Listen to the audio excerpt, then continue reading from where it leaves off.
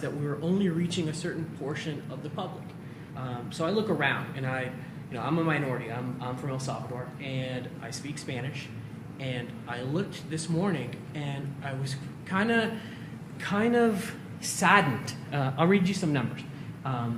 This is the 2007 American Community Survey data for Washington, D.C., according to the U.S. Census Bureau. 55.6% of D.C. residents consider themselves black or African American. 55.6. We're almost at 10% consider themselves to be Hispanic and 3.1% Asian. The other 36.3% are white. So 1/3 of the community in DC, the population is white. And yet we are kind of disparagingly represented at things like this. So what can we do to get all those other communities to see that we have something to say? And by we, I mean the space community, I mean science, technology, engineering and mathematics.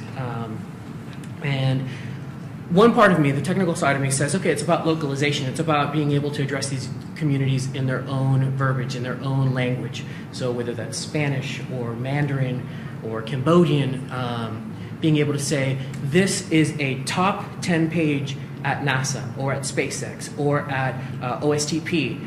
We need to put it in these 4 other or 5 other languages. That's one side of me. The other side of me says, okay, so you put it in that other language. Does that necessarily communicate what you want to say to them in a way that they're going to react to? I was reading a recent Advertising Age breakdown of the Hispanic community and what they spend money on, who they're watching on television, and how they react. And family is huge. Family is enormous in the Hispanic community. So when you think about social media and what that means, being able to leverage social media and address people as family, because I consider you guys my family. You're my Space Geek family, Space Geek side of the house. I want to be able to do that same thing to African Americans. I want to be able to do that same thing to Hispanics, to the Chinese, to the Koreans. And really, when you start to communicate in ways that everybody knows how to communicate, that they are comfortable with, what you really start to do is you start to integrate all that input back into the basically the community response. So everybody starts to understand how to communicate with one another. Not just, I'm going to run these ads for this demographic. I'm going to make these pages for these residents. Really, you want that message to address everybody. And sometimes it means saying something in Spanish. I mean, for me, it was remarkable to see an astronaut tweeting in Spanish. And that had huge implications for me being able to explain what's happening in space to the people that I know. And the reason I wanted you guys close is I didn't want to make this, okay, this is a presentation about numbers and how we're not being successful. It's how do we do this? What's happening? Where's the breakdown? And what are your experiences with that? Because there are definitely professionals in the room here that their job is to communicate that information or information back out to different public, different communities in the public. So do you guys have any input as to why we might not be hitting those numbers so well? I mean, what's your knee-jerk reaction on something like that? Does something come to mind? For me, posting an image of an African American astronaut goes a whole heck of a long way. And it doesn't mean I have to post it. It means there's a certain segment of the population that is going to be a little more moved, and it's okay for me to post it and describe that this is the first African American, or this is the current commander of a certain mission. And what I don't want to do is I don't want to say, oh, we're going to post 3 links in Spanish, because that doesn't help. That doesn't motivate anybody anything more than retweeting something 3 or 4 times, because simply getting the message out does not necessarily mean that they're going to respond to it. So do you guys have any ideas, or have you seen any kind of disparaging differences in the way these communities are addressed? I'll give you another example. Last night I was having a conversation about some PSAs developed for NASA, and one of the PSAs had Mary J. Blige. And not to say that Mary J. Blige isn't important, but but it wasn't a surprise to me, that it was a hip hop artist. That it had to be a hip hop artist for the African American PSA, right? Because it's an African American PSA, and so that really bothered me. And there are certain key figures, I guess, within the Latin American community that I see pop up a lot. Jimmy Smits, and what I want is I want a diversification. I want to see the youth. I want to see the people that are interested in are not just success stories. Not that I'm not proud of people that work their way out of the ghetto, but we're not all working our way out of the ghetto. And I want to be able to associate my life with what they've done, whether that's gone and get a great education and made the connections that they've needed, and I want really the public to be able to see that, not just these lottery stories, right? Because there's a limited number of lotteries that you can win, but really education is not a lottery. Education is an investment, and teaching people that it's okay to make that investment, that it's worth that time. So what do you guys think? What are your thoughts? I have a question actually. It's about how to reach the people who are not so techno-friendly. Okay. So the majority of the outreach that's done is Twitter, Flickr, as you said, and it's extremely easy to post it. It's extremely easy to get it out. And for the people who use it, it's very useful. But the minority of the outreach is done like the old ways, which reaches the majority of the people, right, are the ones who doesn't have Twitter. I guess all of us have Twitters and things, but there's many people who can also take an opinion or say something about it. But how do you reach them? I had a few advisors that were recommended during the Augustine Committee, people at headquarters that I could go and talk to at any time. That were part of the new organization executive structure, basically saying these are good minds. So I made a few phone calls. One of them, I went there and I said, okay, so this is what we're going to do. We're going to Flickr and Twitter, and there's going to be social media, and it's going to be awesome. And she looked at me and she said, that's great. What you're doing is cutting edge for what that is.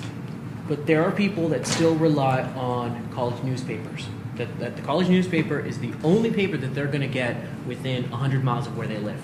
There are people that are only going to get the information if you walk up to their door and knock on it. These are the people that, for Obama, were part of that upswell, that were part of that, hey, I can be a part of this change, this massive change. And I think we're still talking about that change. We're still talking about making things accessible to the public that weren't before.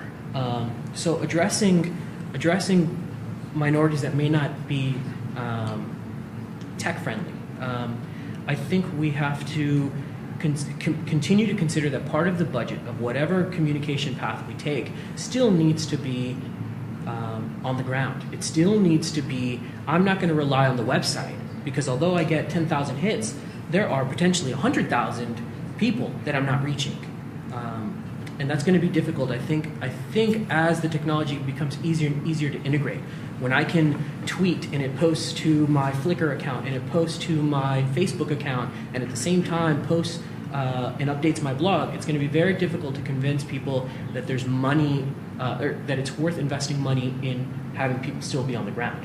One of the things I would love to have had was a booth at National Air and Space Museum. Okay, so you have a wide demographic of people that can come in. A booth describing this is what the Review of U.S. Human Spaceflight Plans Committee is doing, right? Doesn't charge anything. You could have a little workstation already set up for somebody to look at. I mean, that's relatively inexpensive to work on. A couple printings or Xerox copies of the website itself is more than enough data to have them have an idea of what it is and go back and then research it on their own. Libraries are still an important component.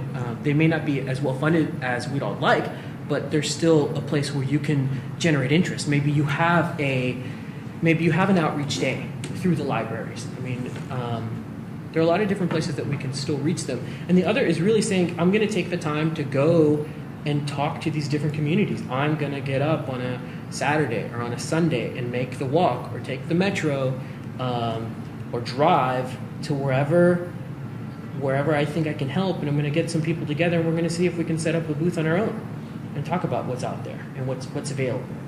Not that you necessarily want to show up to a park with some friends randomly, but you do want to say, let's create a serendipitous moment. Let's make something where anybody can walk by and say, whoa, like I didn't realize that was being worked on. What do you mean? Like the International Space Station, there's plans to crash it into the ocean? Like, what the hell? Like, I didn't know that.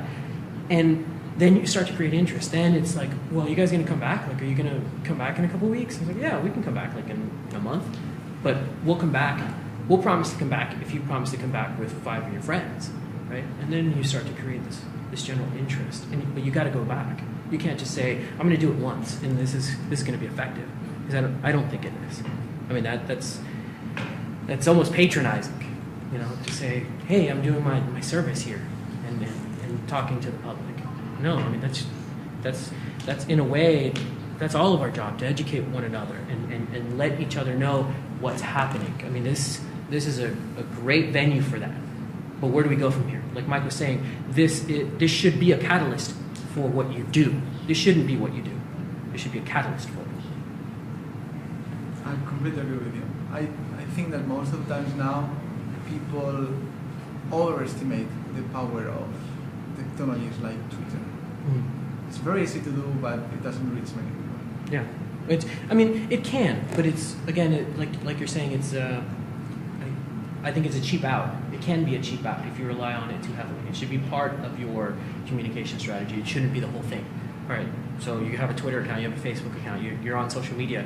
That doesn't mean that you're communicating well. It simply means that you have signed up for free accounts. That doesn't hold a lot of weight in my book. Okay. Kind of along those lines, minor thing on that is needing an integrated package. You're absolutely right, because if you just focus on one or the other, you miss it. I had 2 kind of larger thoughts, ideas, questions. The first is, along with like doing the booth thing, the key thing with that though is you've got to make certain it's something, it relates to something that people are going to be there for. For an example, I would probably recommend against putting a booth up for a farmer's market at some place in South Dakota. And you can try it, and I have no doubt you'll get some interest. But from a realistic standpoint, it's not something that's going. It doesn't. People are there to shop for the fresh fruit. They're not necessarily there. Now, that said, I think there's at the same time there's default run to the easy ones along the lines of what you're doing. For example, you said you're in Space Museum. I would, and I will grant there's some certain things there, but there are a lot of history museums that are worth you could associate with. Another one is political events and political activist groups that are focused on minority front on either side of the political divide, or so it's finding the right place. It's not you can't limit yourself. You can't pick things that really have no relation, but you can't limit yourself to the easy ones. Oh, the science fiction convention. Oh, the space convention. Right. You've got to be saying, okay, this is a thing for example, this is a labor, or this is a minority outreach project, whatever, and taking that and saying, okay, how can we integrate it? How can we do something to link them? And that leads into my second point, which is, I think part of the issue, and I'm hesitant to go into this too much for a variety of reasons. Part of the issue is there isn't something that is easily obtainable that people can grasp quickly to say this is important. Yes, Apollo 11 is our cultural heritage and stuff, but for most people, it doesn't mean squat for them, really. It's like the Mona Lisa. So, and I say I'm hesitant to get into that because that opens a whole other can of worms. But just that aspect too. Gotcha. I Okay.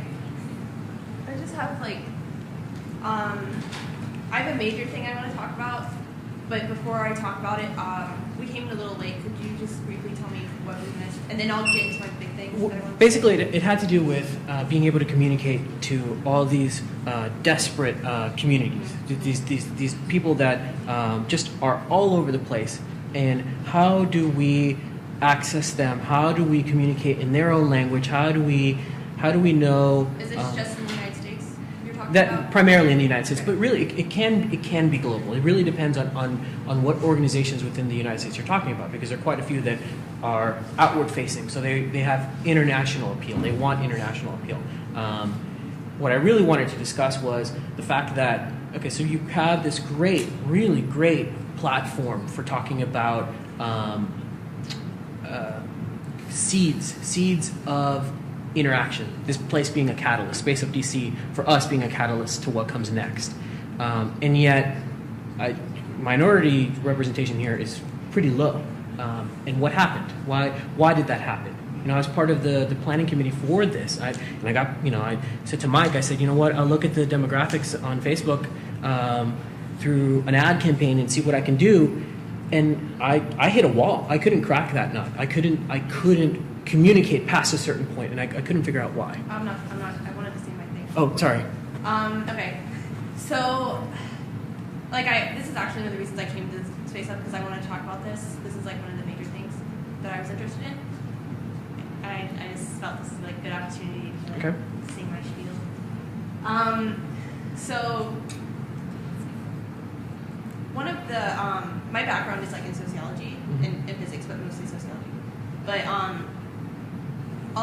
I have this project it's called the Moscow Orphanage Project, and I come from a really disadvantaged background, like that same sort of thing, foster orphanage sort of deal. And the thing is minorities, ethnic, socioeconomic minorities, a lot of the problem of why adults are not interested in space, or why they have a lot of problems in their life with economically they're not really interested in space. They're is because when they're children, they're not exposed to science. They're not pushed towards science. They're very actually discouraged from it. They're actually people tell them, oh, you're not smart enough to go into science. Just don't pay attention to it. Pay attention to how you're going to pay your bills, whatever. And it was only by some miracle that someone came to me and said, oh, do you like space? And I was like, yeah. And they're like, you should pursue that. And I was like, no, I'm not smart. And they were like, no, you really should.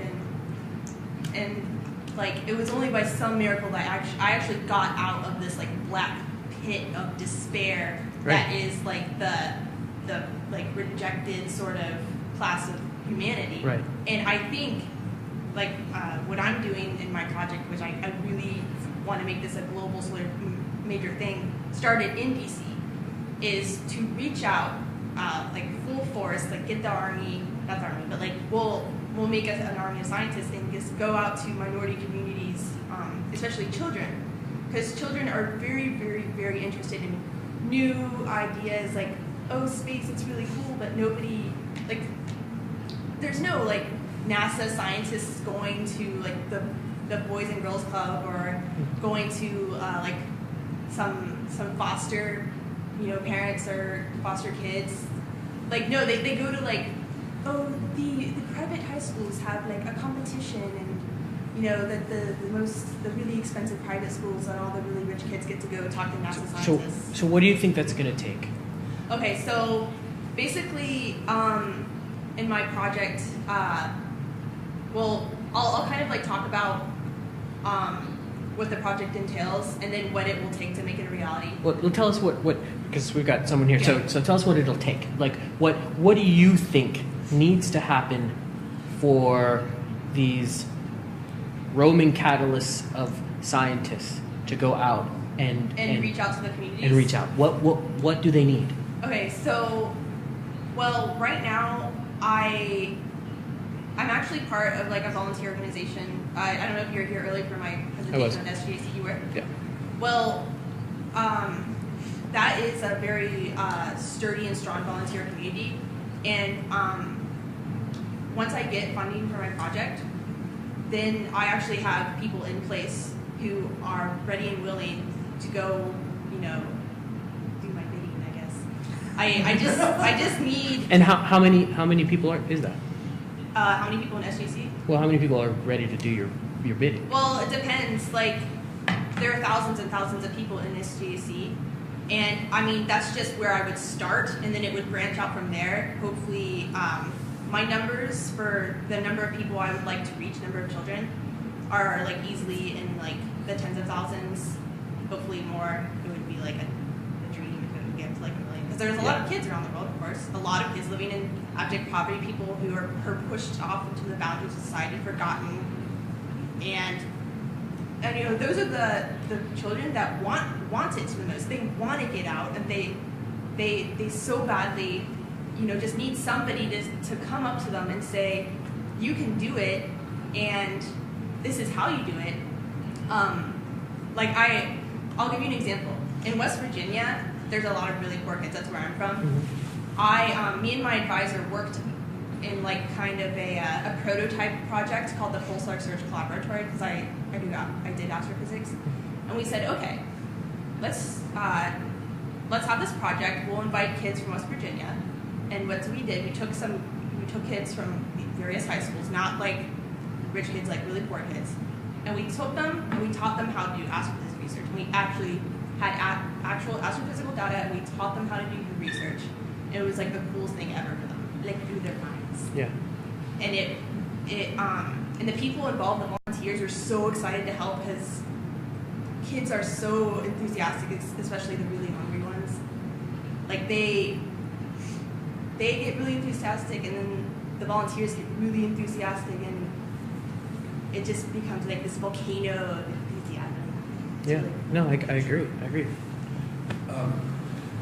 If you talk to the different scientific communities, there's very few young people coming in, Mm-hmm. not just minorities, just kids. Mm-hmm. And science is the most interesting jobs, and they pay well. Who wouldn't want to go into it? Right. What I think is going on is that they can't do the coursework when they get to college. That they're not. You think that there's a they're not prepared. Right.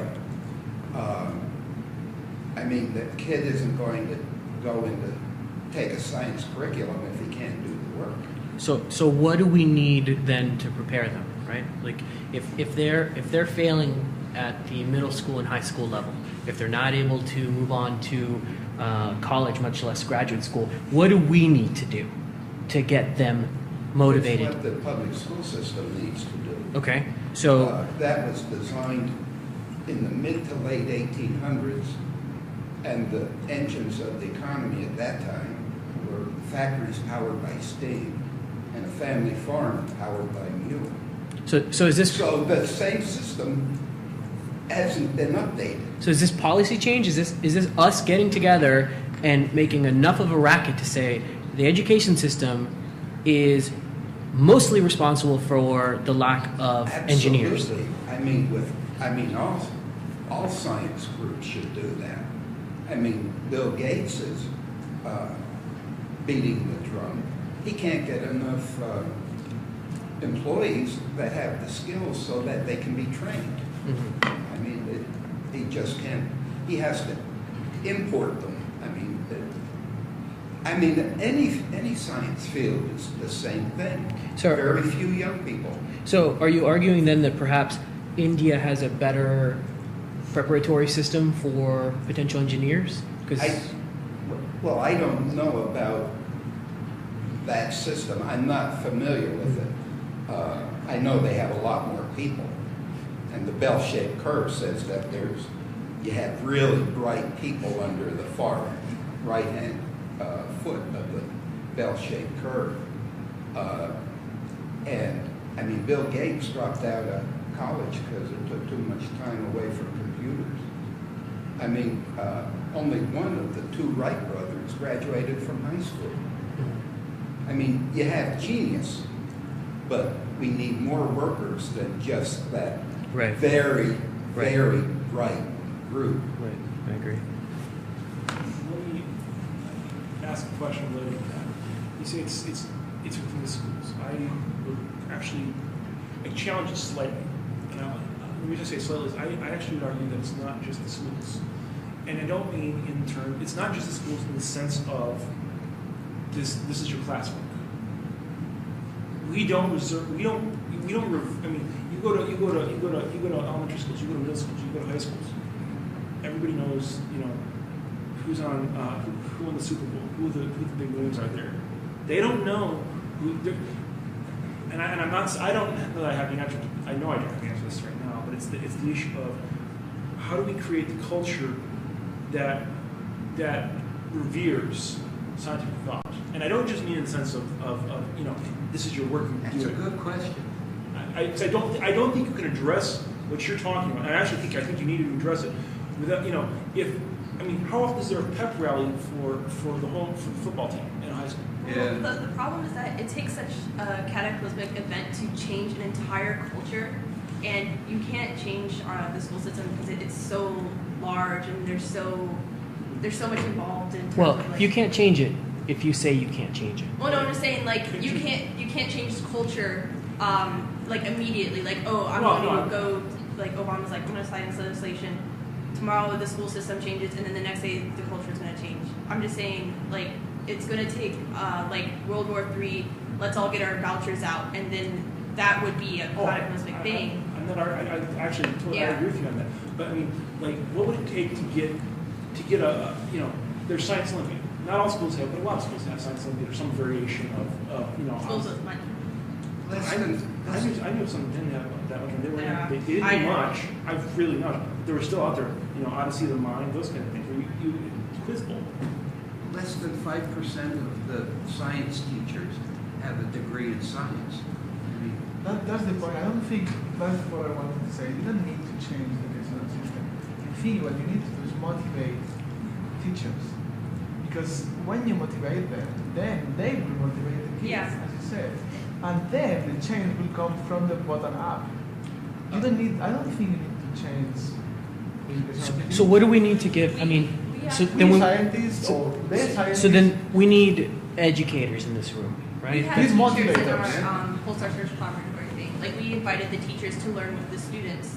And so, I think it would be more instead of saying, oh, we need the government to change the school system, it's more we need people like, me and you to step in and do our own little projects, invite the teachers in, invite educators to, it's more of a person-to-person inspirational thing, because you're not going to get it from the culture.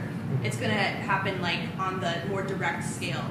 You will have to actually lower yourself down into the fray, because you can't expect the government. I think there are ways to deal with the culture, because I think that is an important point to not just say the school system. I think those are great places to focus too, but there are ways to do it in the culture as a whole without try to do legislation or change the school system, something like that. And what I keep thinking of while we're talking about this is the death of science reporting. Okay. And that is a huge problem, I think, right now. And also, especially what you were saying earlier about people who don't use Twitter and Flickr and all these things, and they're only getting their information from the college newspaper or the smaller towns where maybe they just get their information from this newspaper and that's it. And that is a huge problem. There's just no science there. And you talk about people don't revere science anymore. It's because they don't hear about it. Nobody reports on it. And that is sort of a whole other problem, really, because I don't have a good answer for that. You can call up your newspaper and say, why don't you have a science reporter anymore? Why is that the first person you lay off when your newspaper is going under? You get the news. If you open up a newspaper, there's always some kind of astrology column. There's never something on astrology. You need to create a demand for it. So You're not going to do it from the top down. And where it is that it's all online now. That's where science reporting is, which is, it's great for maybe us in this room, but yeah.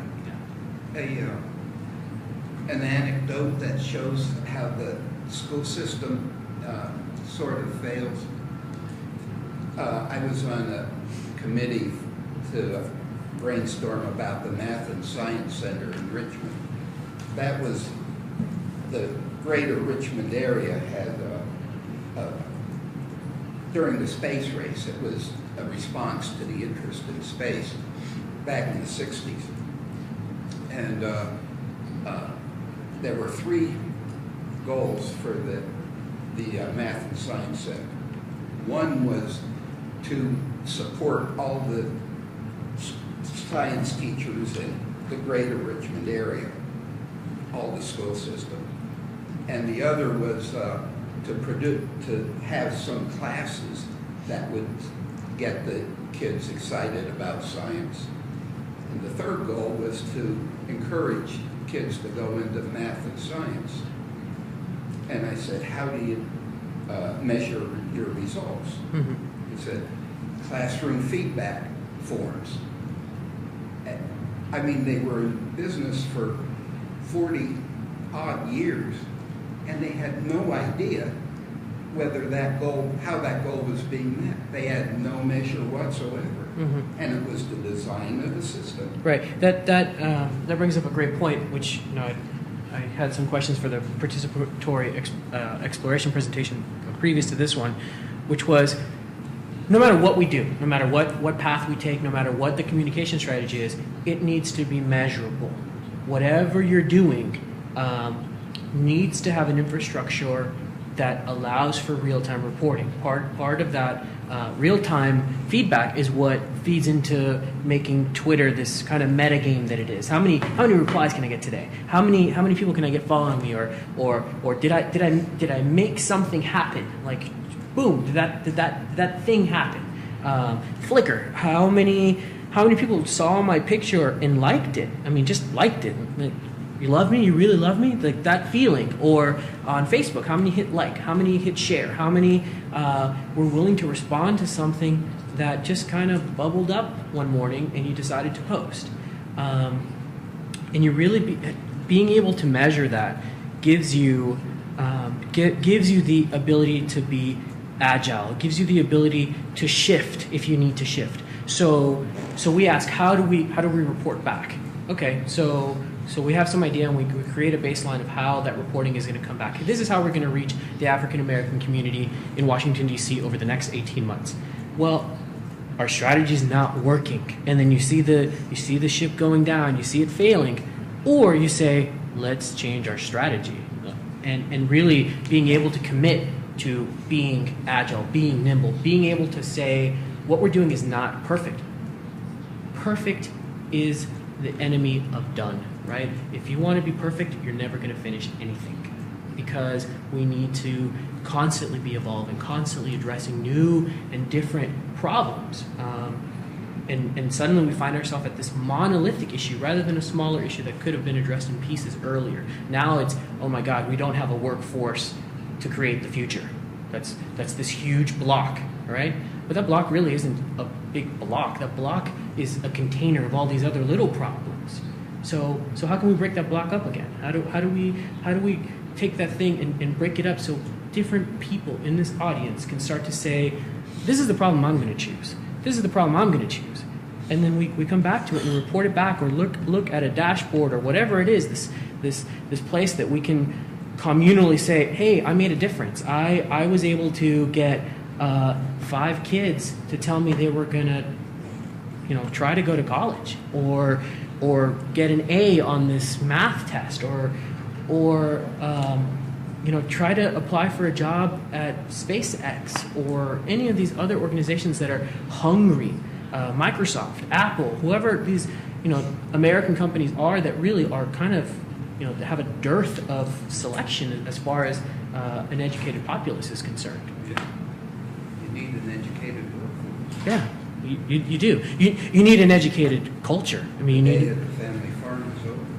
right. You also need a workforce who is interested and hungry and wanting to go into that sort of niche. Right, and that's part of the reason I put minorities up there in parentheses, right? Because minorities is part of it. I think minorities, when I think of it, it's actually a lot easier than we think it is.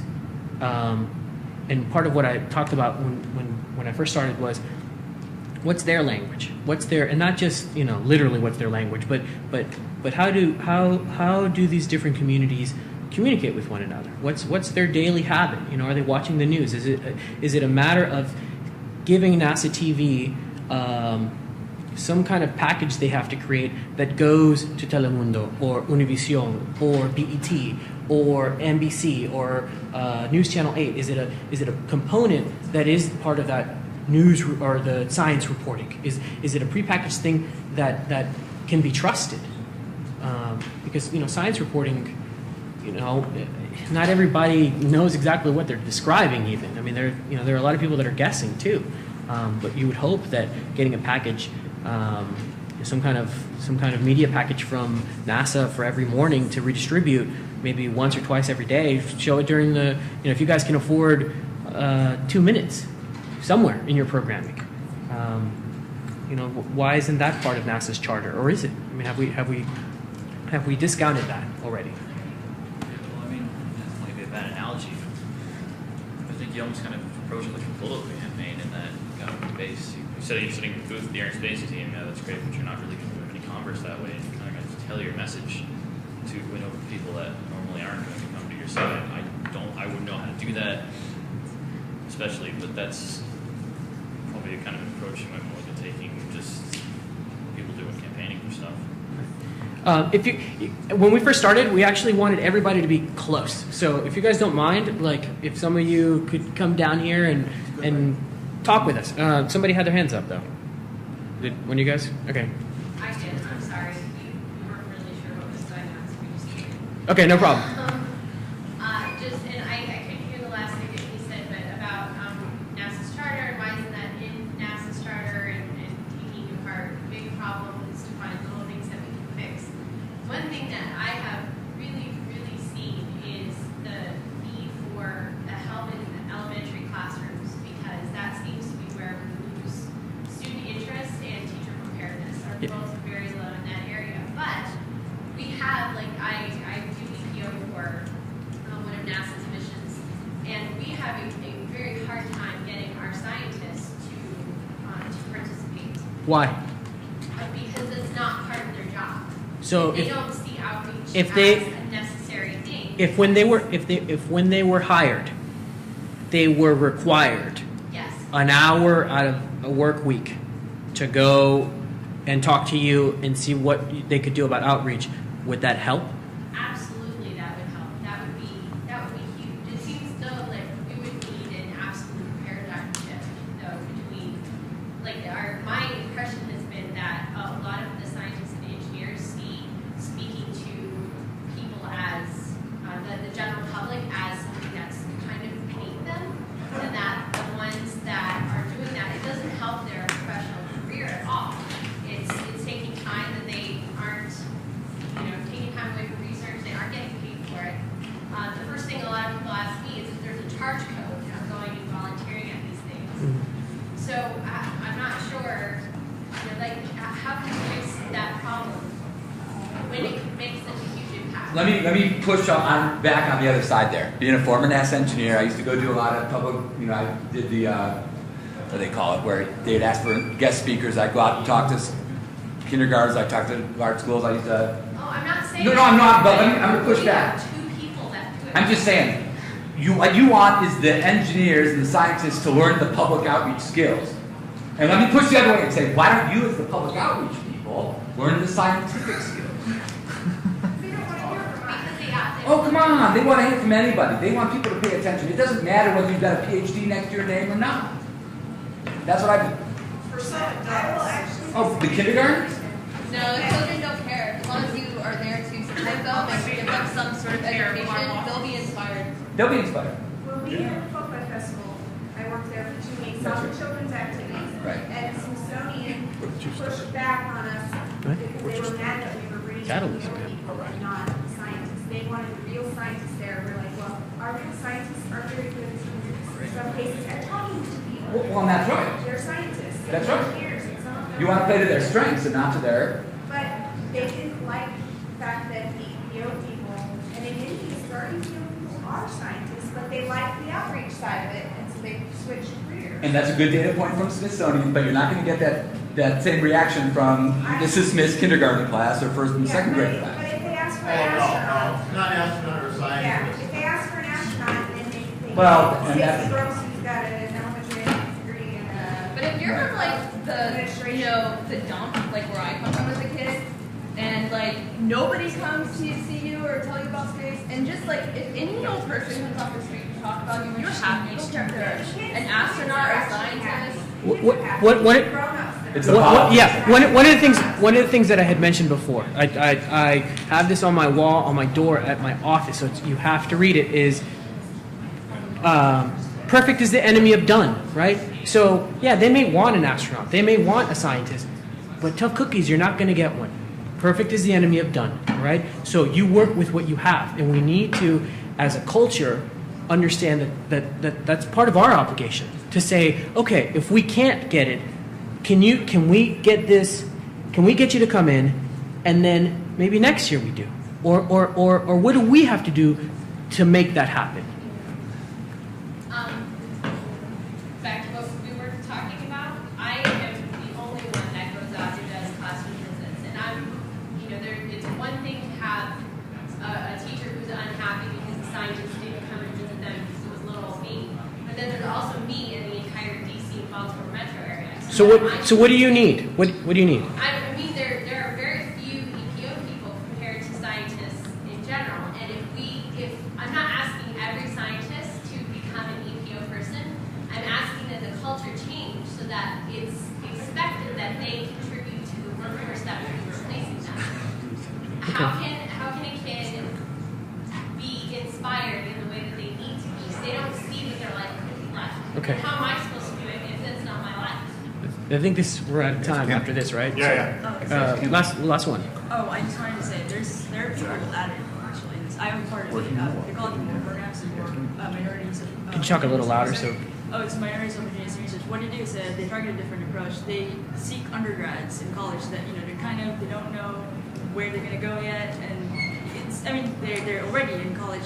They try to open their minds in sciences, and a lot of them they seek out PhDs or masters or what and it's heavy in sciences, but they're still kind of there's not a lot of like space or astronomy involved in it. And if you'd like to know program director, I can give you his name. Cool. You can contact him Well, and seek out.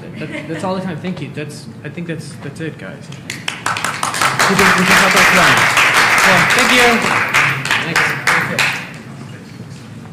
That doesn't motivate anybody anything more than retweeting something 3 or 4 times, because simply getting the message out does not necessarily mean that they're going to respond to it. So do you guys have any ideas, or have you seen any kind of disparaging differences in the way these communities are addressed? I'll give you another example. Last night I was having a conversation about some PSAs developed for NASA, and one of the PSAs had Mayor J. Blige. And not to say that Mayor J. Blige isn't important, but it wasn't a surprise to me, that it was a hip hop artist. That it had to be a hip hop artist for the African American PSA, right? Because it's an African American PSA, and so that really bothered me. And there are certain key figures, I guess, within the Latin American community that I see pop up a lot. Jimmy Smits, and what I want a diversification. I want to see the youth. I want to see the people that are interested in are not just success stories. Not that I'm not proud of people that work their way out of the ghetto, but we're not all working our way out of the ghetto. And I want to be able to associate my life that we were only reaching a certain portion of the public. So I look around, and I'm a minority. I'm from El Salvador, and I speak Spanish. And I looked this morning, and I was kind of saddened. I'll read you some numbers. This is the 2007 American Community Survey data for Washington, D.C., according to the U.S. Census Bureau. 55.6% of D.C. residents consider themselves Black or African American. 55.6%. We're almost at 10% consider themselves to be Hispanic, and 3.1% Asian. The other 36.3% are white. So 1/3 of the community in DC, the population is white, and yet we are kind of disparagingly represented at things like this. So what can we do to get all those other communities to see that we have something to say? And by we, I mean the space community, I mean science, technology, engineering, and mathematics. And one part of me, the technical side of me, says, okay, it's about localization. It's about being able to address these communities in their own verbiage, in their own language. So whether that's Spanish or Mandarin or Cambodian, being able to say, this is a top 10 page at NASA or with what they've done. Whether that's, gone and get a great education and made the connections that they've needed. And I want really the public to be able to see that. Not just these lottery stories, right? Because there's a limited number of lotteries that you can win, but really education is not a lottery. Education is an investment, and teaching people that it's okay to make that investment, that it's worth that time. So what do you guys think? What are your thoughts? I have a question actually. It's about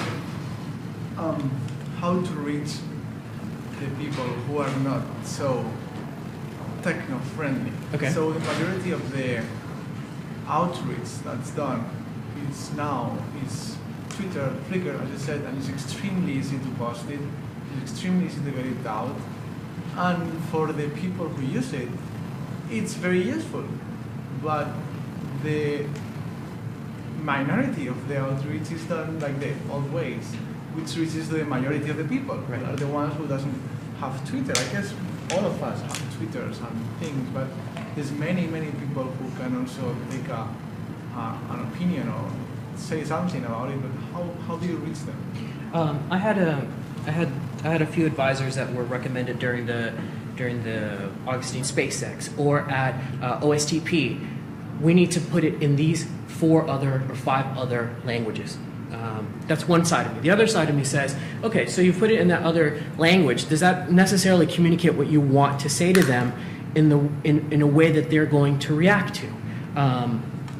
I was reading a recent Advertising Age breakdown of the Hispanic community and what they spend money on, who they're watching on television, and how they react. And family is huge. Family is enormous in the Hispanic community. So when you think about social media and what that means, being able to leverage social media and address people as family, because I consider you guys my family. You're my Space Geek family, Space Geek side of the house. I want to be able to do that same thing to African Americans. I want to be able to do that same thing to Hispanics, to the Chinese, to the Koreans. And really, when you start to communicate in ways that everybody knows how to communicate, that they are comfortable with, what you really start to do is you start to integrate all that input back into the basically the community response. So everybody starts to understand how to communicate with one another. Not just, I'm going to run these ads for this demographic. I'm going to make these pages for these residents. Really, you want that message to address everybody. And sometimes it means saying something in Spanish. I mean, for me, it was remarkable to see an astronaut tweeting in Spanish. And that had huge implications for me being able to explain what's happening in space to the people that I know. And the reason I wanted you guys close is I didn't want to make this, okay, this is a presentation about numbers and how we're not being successful. It's how do we do this? What's happening? Where's the breakdown? And what are your experiences with that?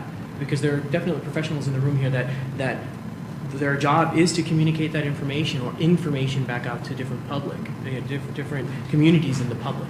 So do you guys have any input as to why we might not be hitting those numbers so well? I mean, what's your knee-jerk reaction on something like that? Does something come to mind? For me, posting an image of an African American astronaut goes a whole heck of a long way. And it doesn't mean I have to post it. It means there's a certain segment of the population that is going to be a little more moved, and it's okay for me to post it and describe that this is the first African American, or this is the current commander of a certain mission. And what I don't want to do is I don't want to say, oh, we're going to post 3 links in Spanish, because that doesn't help. That doesn't